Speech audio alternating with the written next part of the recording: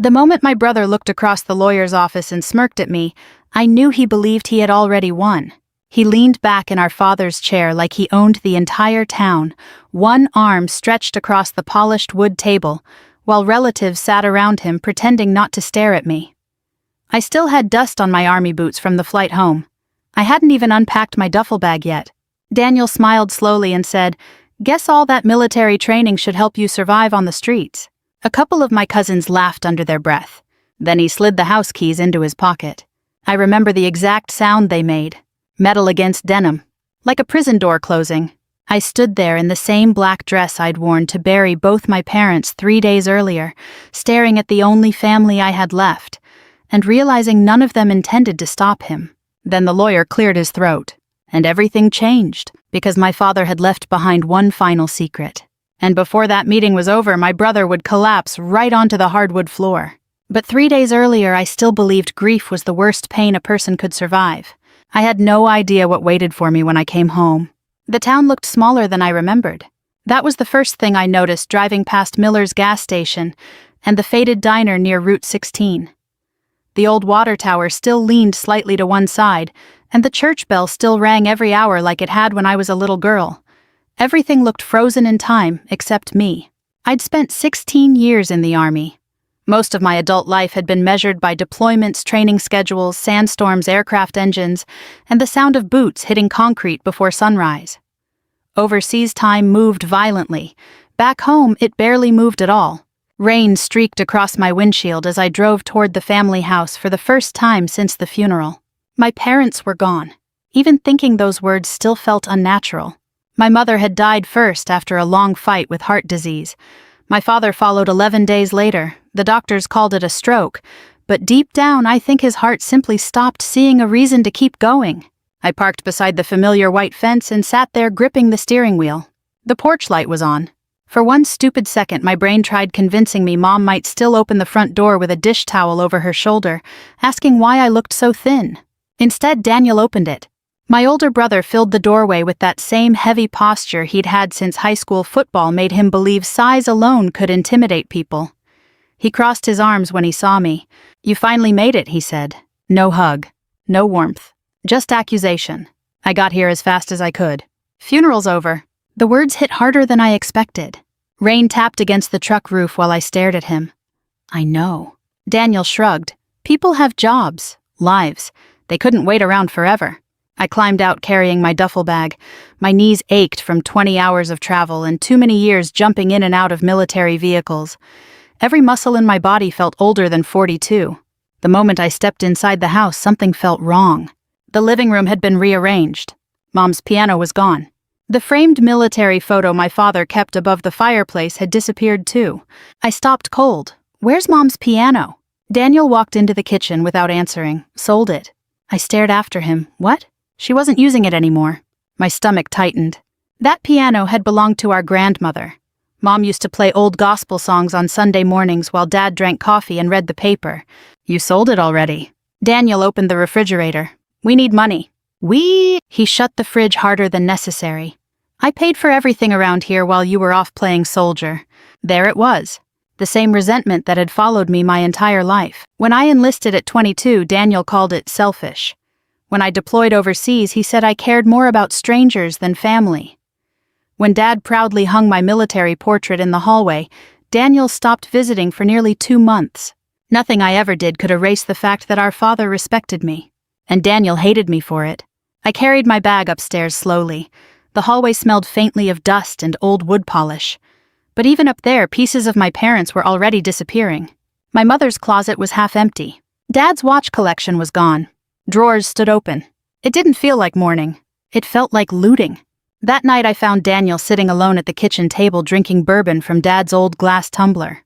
"You changed the locks?" I asked quietly. He didn't even look embarrassed. "Yeah." I stared at him. "Why?" "Because this house is mine now. The will hasn't even been read yet." "It doesn't need to be." He took another drink. "Dad always said the house would stay with me." I leaned against the counter exhausted. "I didn't come here to fight with you." "No," he muttered. "You came because now there's something to inherit." The accusation burned because part of me feared everyone in town believed it. I missed birthdays, anniversaries, Hospital visits. I wasn't there when Mom first got sick. I wasn't there when Dad started forgetting names. Military service demanded sacrifice, and sometimes the people back home paid for it too. But what Daniel never understood was that I sacrificed those moments because I believed protecting people mattered, including them. I sent money every month, I said carefully, for years. He laughed bitterly. Money doesn't replace showing up. Silence settled between us. Thunder rolled outside. Finally, Daniel stood and grabbed my duffel bag from beside the stairs. "What are you doing?" "You can stay tonight," he said. "Tomorrow you need to figure something else out." I thought I misheard him. "Excuse me." "You heard me. Daniel, this is my home too." "No." His voice sharpened. "It stopped being your home when you left." He walked to the front door and tossed my bag onto the wet porch. Army training teaches you how to react under pressure. Gunfire, explosions, ambushes. You learn how to stay calm when your pulse is screaming. But nothing in 16 years prepared me for standing in my childhood home while my own brother threw me out like garbage 3 days after we buried our parents. "You're serious," I whispered. Daniel opened the door wider. "Guess all that military training should help you survive out there." For a moment I truly thought about hitting him. Not because I hated him, because I suddenly realized he had been waiting years for this moment. Years. I picked up my duffel bag slowly. The rain soaked through my jacket instantly. Daniel closed the door behind me without another word. I stood there staring at the porch light through the storm, listening to the deadbolt click into place. Home. Gone. By midnight, I was parked outside a rundown motel near the interstate. Neon lights flickered outside my windshield while 18-wheelers roared through the darkness.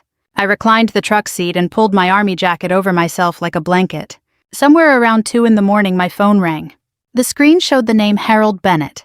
"My father's attorney," I answered groggily. "Hello?" His voice sounded unusually tense. "Emily, I need you at the office Friday morning for the official reading of the will." I closed my eyes. Fine. There was a pause. Then he said quietly, "Your father insisted you be there in person, no matter what your brother says." Something in his tone made me sit upright. Outside rain hammered the windshield harder. And for the first time since coming home, I felt the faintest sense that my father had known something before he died.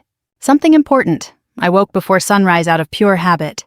For a few disoriented seconds, I reached for a rifle that wasn't there and listened for the familiar sounds of a military base waking up around me. Instead, I heard rainwater dripping from a broken motel gutter and the low hum of truck engines on the interstate. Then reality returned. My parents were dead. My brother had thrown me out, and I was sleeping in the front seat of my pickup truck like a drifter passing through town. I sat upright slowly, my back stiff from the cramped position. Cold fog clouded the windshield. My duffel bag rested beside me, half unzipped, with army uniforms folded inside like relics from another life.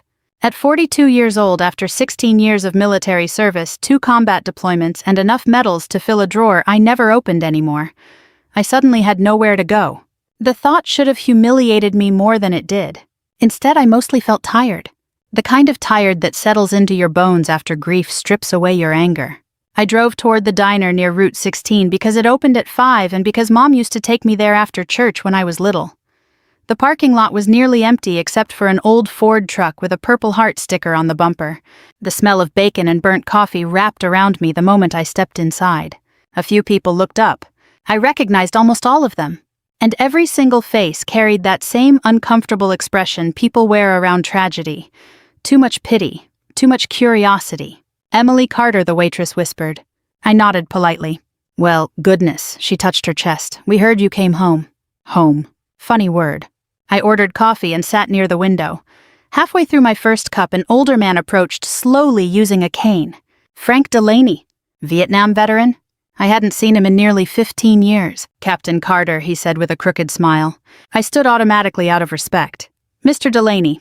He shook his head. "Frank?" His wife Margaret appeared behind him, carrying 2 slices of pie nobody had ordered. "You look exhausted," she said softly. "That nearly broke me." "Not the funeral. Not Daniel." A 70-year-old woman saying "you look exhausted" with genuine kindness in her voice. I swallowed hard. Long trip. Frank sat across from me without asking permission. Veterans do that sometimes. We recognize each other before words even happen. "You staying somewhere decent?" I hesitated 1 second too long. Margaret exchanged a glance with her husband. Then Frank said quietly, "You can stay with us?" I started to protest immediately. "No, I couldn't." "You could," he interrupted, "and you will." That was how I ended up in their guest bedroom later that morning, staring at a handmade quilt while sunlight crept through old curtains. Margaret left folded towels on the bed like I was family. I almost cried again. Not because I was weak. Because kindness feels overwhelming when humiliation has hollowed you out first. Over the next 2 days, the town reminded me exactly how quickly people choose sides. Everywhere I went, I heard the same version of the story. Daniel stayed. Emily left. Daniel took care of the parents. Emily chased a military career. Daniel sacrificed. Emily abandoned the family. None of it was completely true.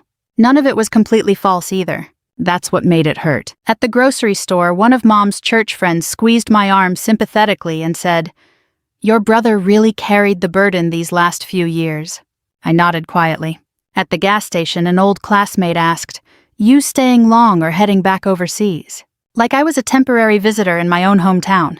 Even my Aunt Linda cornered me outside the pharmacy. "You know," she said carefully, "your brother gave up a lot staying here." I looked at her for a long moment. So did I. She smiled awkwardly. "Of course, I just mean, parents need someone physically present." Physically present. The phrase followed me everywhere. Nobody saw the bank transfers I made every month. Nobody saw the nights I stayed awake in Afghanistan calculating how to pay Mom's medical bills from the middle of a desert. Nobody knew Dad called me after midnight crying quietly because he was scared of forgetting things. And nobody knew Daniel had access to every single account. That part stayed hidden, at least for now. Late Thursday afternoon, I drove past the house again. Construction trucks sat in the driveway. I pulled over immediately. 2 men carried furniture through the front door while Daniel stood outside talking into his phone. He spotted me and rolled his eyes before hanging up. "What's all this?" "Renovations." I stared at him. "Mom died 2 weeks ago. So maybe wait before tearing apart the house." Daniel shoved his hands into his jacket pockets. "I'm getting it ready to sell." The words hit like a slap.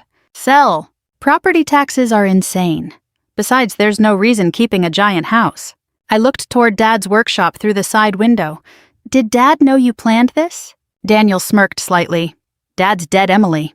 Something dark moved behind his eyes when he said it. Not grief, relief. For the first time in my life, I realized my brother might not simply resent me. He might genuinely hate me. I took a slow breath. Harold called. "The will reading's tomorrow." Daniel snorted. "Formalities. You seem pretty confident." "Because I lived here." He stepped closer. "You disappeared for 16 years and suddenly expect equal treatment. I never expected anything." "That's funny," he muttered. "Town seems to think you came back for money." I should have walked away. Instead, I asked the question sitting in the back of my mind for days. "Did you ever tell them I paid Mom's hospital bills?"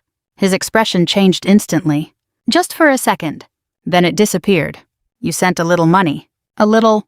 You think wiring checks makes you a daughter?" he snapped. "You weren't here when Mom couldn't walk to the bathroom. You weren't here when Dad started forgetting where he lived." His voice cracked slightly. Real pain lived there beneath the bitterness.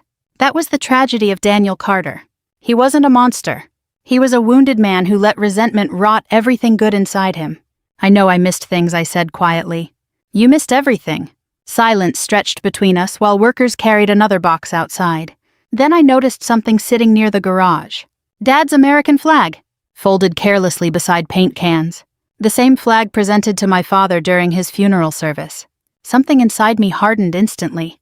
I walked toward it. Daniel grabbed my arm. "Leave it." I looked down slowly at his hand gripping my sleeve. Military instincts don't disappear. My body reacted before emotion did. One twist, one sharp movement, and Daniel stumbled backward off balance. The workers froze. Daniel stared at me in shock. I picked up the flag carefully and held it against my chest. "You don't put this on the ground," I said softly. His face turned red with humiliation. For a moment I saw the old Daniel, the insecure younger brother forever competing with someone he thought Dad loved more. Then his expression became cold again. "You always think you're better than everyone." "No," I replied. "I just think some things should still matter." I drove away before my anger got louder than my grief. That night, Frank found me sitting alone on his back porch, watching lightning bugs flicker across the fields. "You're carrying too much guilt," he said quietly. I stared into the darkness. Maybe I deserve some of it. Frank leaned back in his chair. "Combat teaches people strange lessons. One of the worst is believing sacrifice only counts if someone witnessed it. I looked at him. He nodded slowly. Your parents knew who you were, Emily. I wanted to believe him. God, I wanted to. But deep down, I still feared tomorrow's will reading would prove Daniel right. That maybe staying mattered more than loving. And maybe I had already lost my family long before they died. The next morning, I stood outside Harold Bennett's law office wearing my dark blue dress uniform jacket over civilian clothes. Not for pride. For armor. Across the street, Daniel climbed out of his truck laughing with 2 cousins. Completely relaxed. Completely certain he'd already won.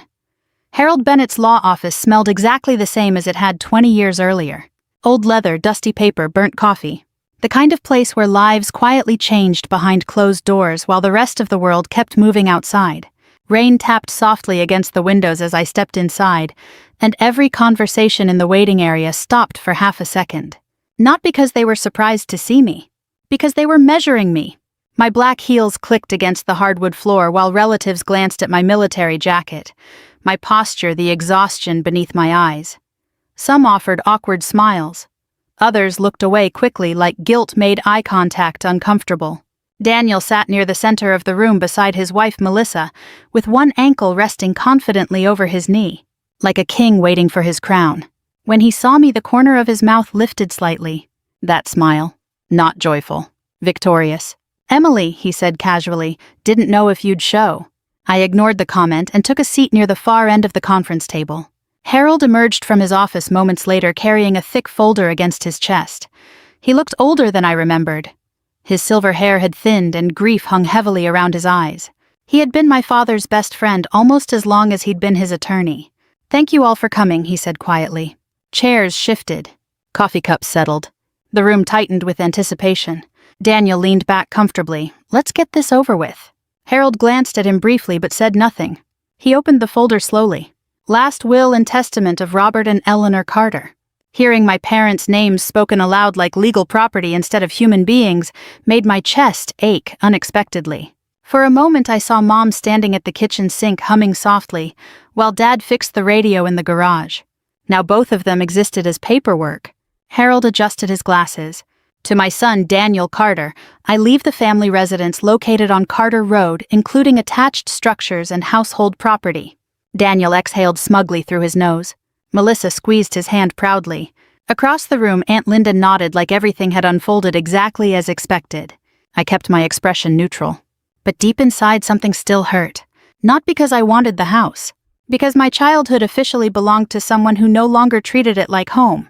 Harold continued. To Daniel Carter, I also leave operational authority over Carter Feed and Supply pending final financial review. Daniel smiled wider at that. There it was. The business. The real prize. He looked toward me, finally unable to resist. You hear that, he said softly. Dad trusted me with the important stuff. Harold stopped reading briefly. Daniel, please. But Daniel was enjoying himself too much now. I mean, it makes sense. He shrugged theatrically toward the room. One of us stayed and took responsibility. I looked at him calmly.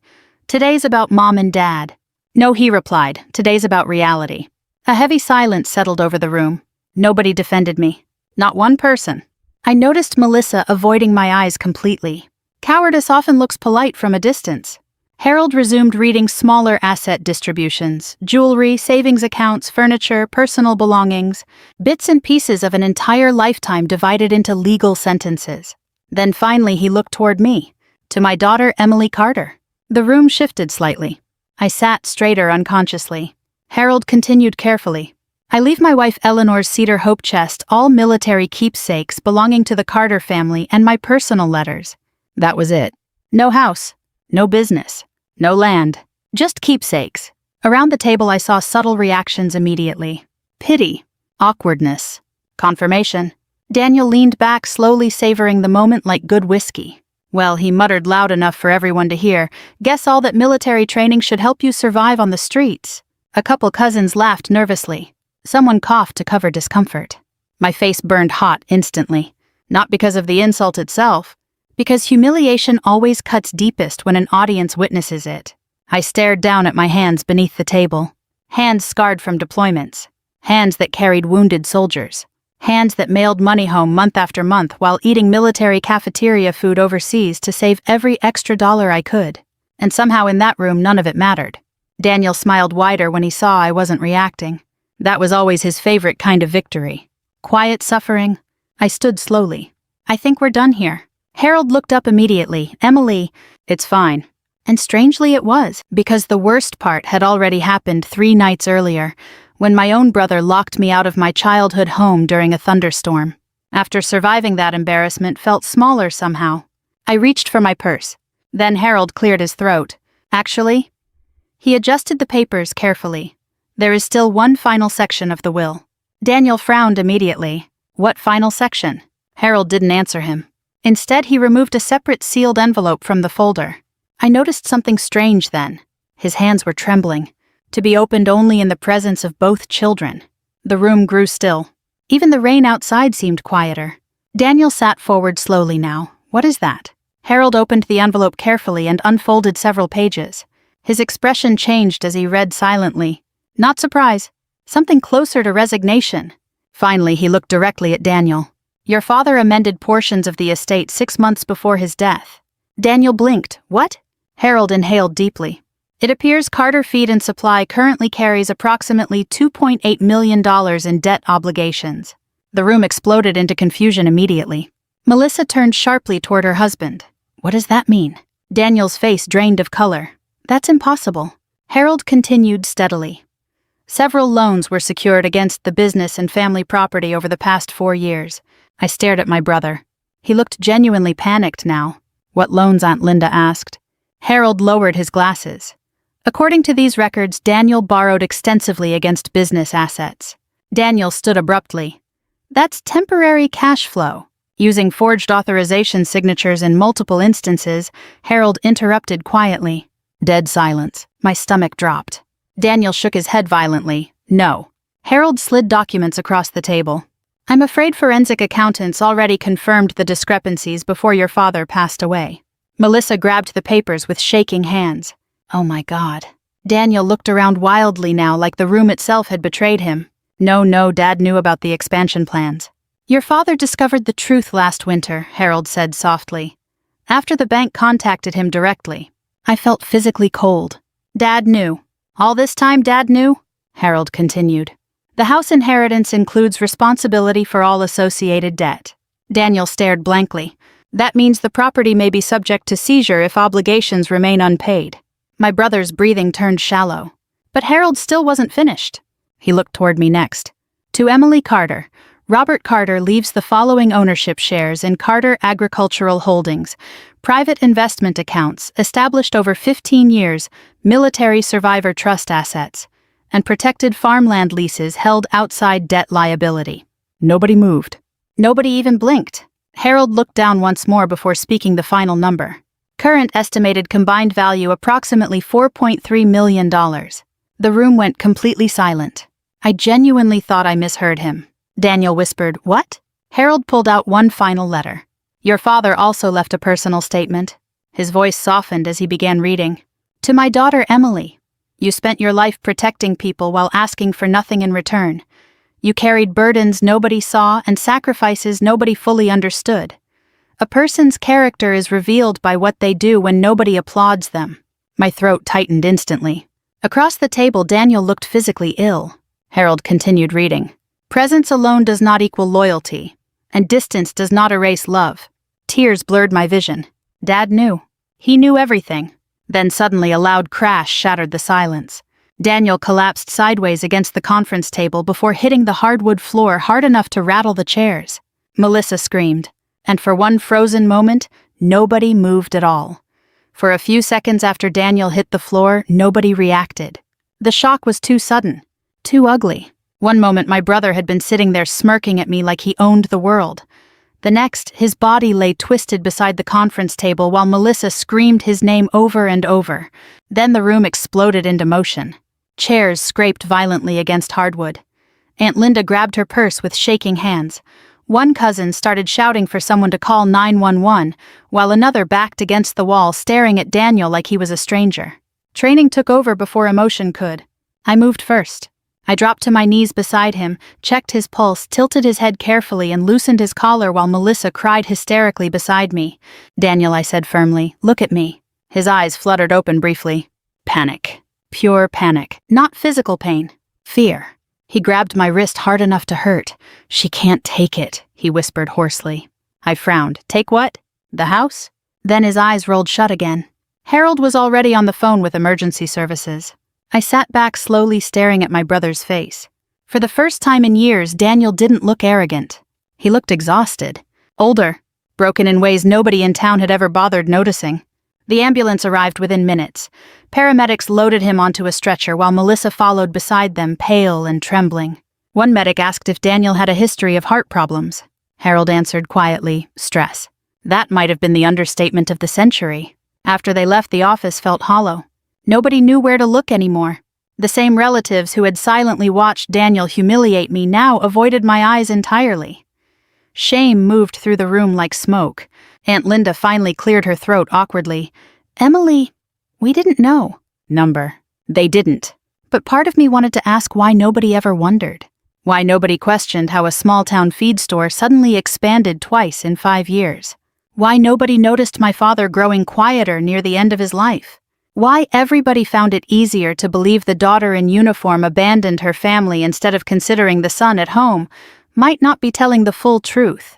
But grief had drained the fight out of me, so I simply nodded once. Harold closed the office door after the last relative left. Then he walked back toward the conference table carrying the handwritten letter from my father. Your dad wrote more, he said softly. I sat down slowly. Outside, the rain had stopped leaving gray light pressed against the windows. Everything felt strangely still after the chaos. Harold handed me the pages carefully. I think he wanted you to read the rest privately. The paper trembled slightly in my hands. I recognized Dad's handwriting instantly. Firm block letters, precise, controlled. Even his penmanship looked disciplined. I swallowed hard and began reading. Emily, if you're hearing this, then I'm gone, and that means I failed at the one thing I hoped I'd still have time to fix. Your brother wasn't always like this. The words blurred for a second before I forced myself to continue. When you were children, Daniel used to wait by the window every Friday for you to come home from school. He protected you from bullies. He slept outside your bedroom the night you broke your arm because he thought someone might hurt you again. Somewhere along the way, resentment replaced love. And I carry part of the blame for that. My chest tightened painfully. Dad never admitted mistakes easily. Not even to himself. The letter continued. I was proud of your service from the very first day you enlisted. But I made the mistake of admiring your strength too openly while expecting Daniel to simply understand his place. He didn't. He spent years believing he was second best in his own home. I closed my eyes briefly. God. How many years had Daniel carried that feeling around like poison? Another paragraph caught my attention immediately. Last winter I discovered the financial documents. The forged signatures. The loans. The lies. At first I wanted to report him to the authorities. Your mother begged me not to. She said losing one child emotionally was painful enough. She couldn't survive losing another completely. Tears slid down my face silently now. I kept reading. So instead I protected what little remained. Not because Daniel deserved rescuing, but because you deserved protection. You gave this family more than anyone ever acknowledged. You missed birthdays, funerals, Christmas mornings, and ordinary moments because you chose service over comfort. That kind of sacrifice rarely receives applause after people stop waving flags. But your mother and I saw it. We always saw it. A sob escaped my throat before I could stop it. For years, part of me believed my parents quietly resented my absence too. That maybe every deployment created another invisible wound between us. But Dad knew. The entire time he knew. Harold sat silently across from me while I cried. Not embarrassed tears, not dramatic ones. Just the exhausted kind grief pulls out of people when they finally stop holding themselves together. Eventually, I wiped my face carefully and continued reading. There's one more thing you deserve to know. The investment accounts began with your military paychecks. Every dollar you sent home for our medical bills we saved whenever possible after insurance covered the costs. Your mother refused to spend more than necessary because she said one day you'd need a future of your own. We added to it quietly over the years. You built most of this yourself, Emily. Not us. You? I lowered the letter slowly into my lap. The room went blurry again. All those years overseas eating cheap cafeteria meals and skipping vacations so I could send money home. Dad had protected it. For me. Harold finally spoke after a long silence. Your father came here every Thursday for nearly 6 months. I looked up. He was terrified, Harold admitted quietly. Not of dying, of what Daniel would become after he was gone. I stared toward the rain-streaked windows. He should have told me. He didn't want you carrying more guilt. That sounded exactly like Dad. Silence settled between us again until the office door suddenly burst open hard enough to slam against the wall. Daniel. His face looked pale gray beneath the fluorescent lights. Melissa stood behind him, trying unsuccessfully to stop him from entering. You, he snapped the second he saw me. Harold stood immediately. Daniel, this isn't the time. She manipulated him, Daniel shouted. I stared at my brother in disbelief. His hospital bracelet still hung from his wrist. You think I manipulated Dad from Afghanistan? I asked quietly. You always knew how to make him love you more. The words echoed painfully through the office.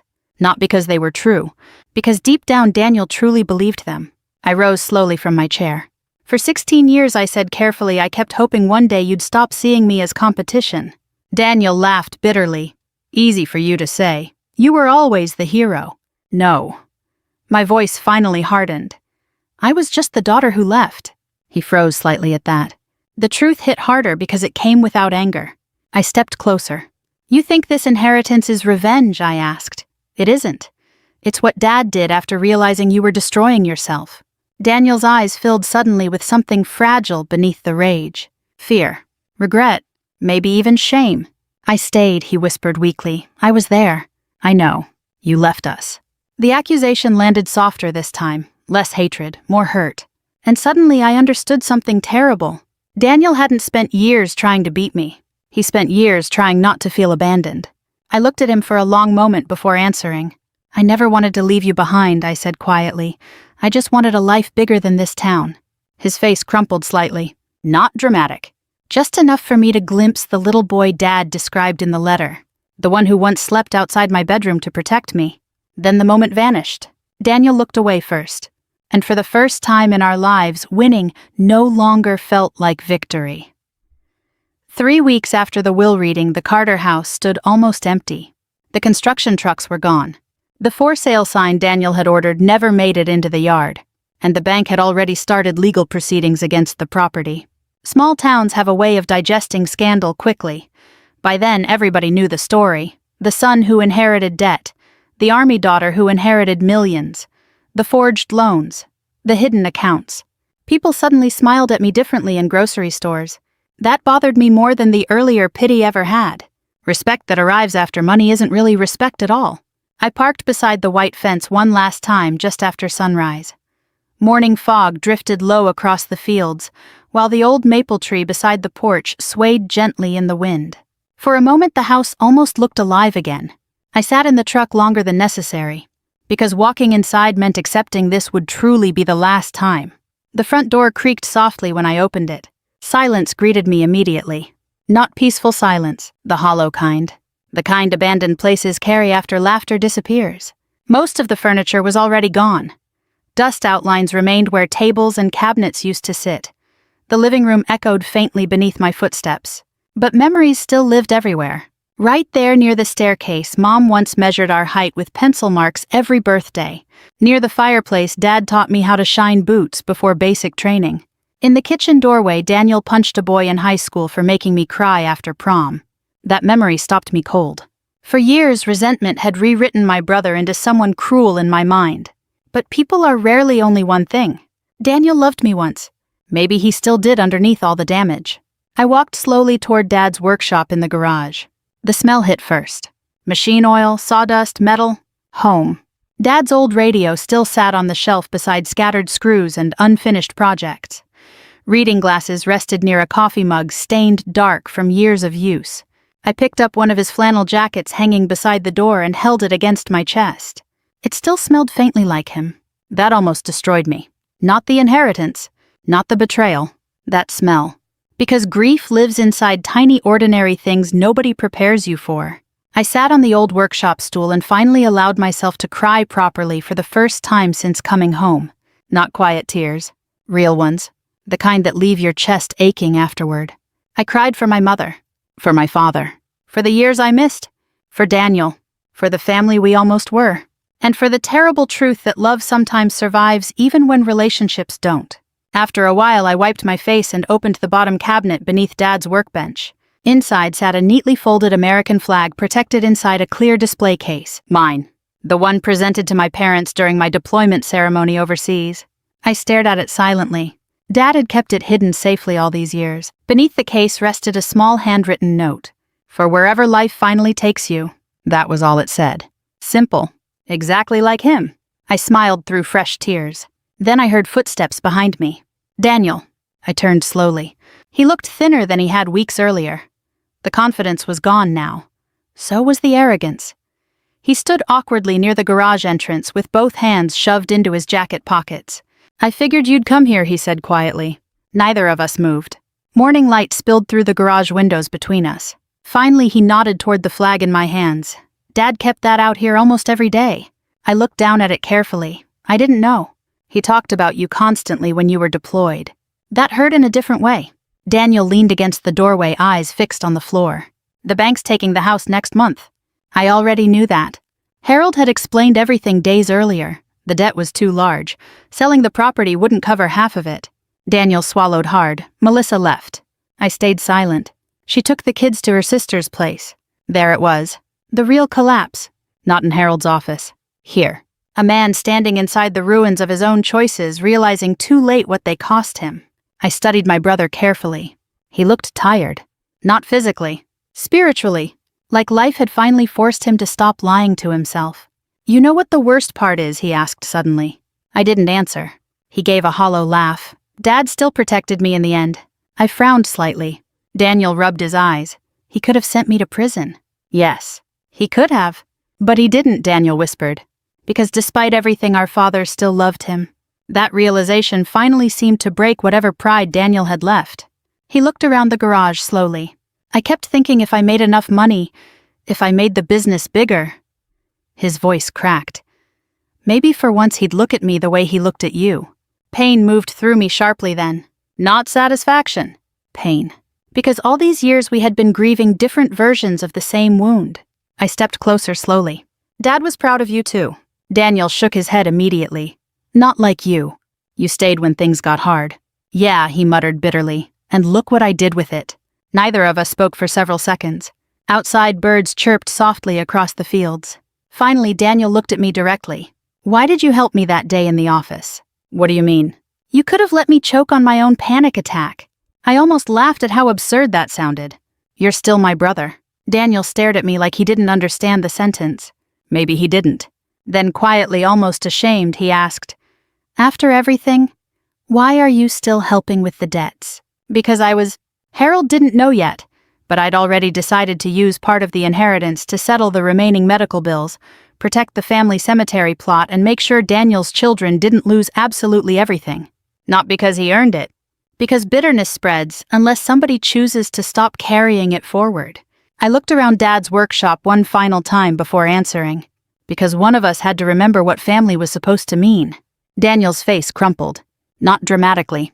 Just enough. A man trying not to cry at 46 years old inside his dead father's garage. I walked past him carrying the folded flag carefully against my chest. At the front door I paused one last time. Morning sunlight poured through the windows, now warming the empty hallway where childhood photographs once hung. Dust floated quietly through the golden light. For the first time since returning home, the house no longer felt haunted. It felt finished. I stepped onto the porch and breathed in the cool country air.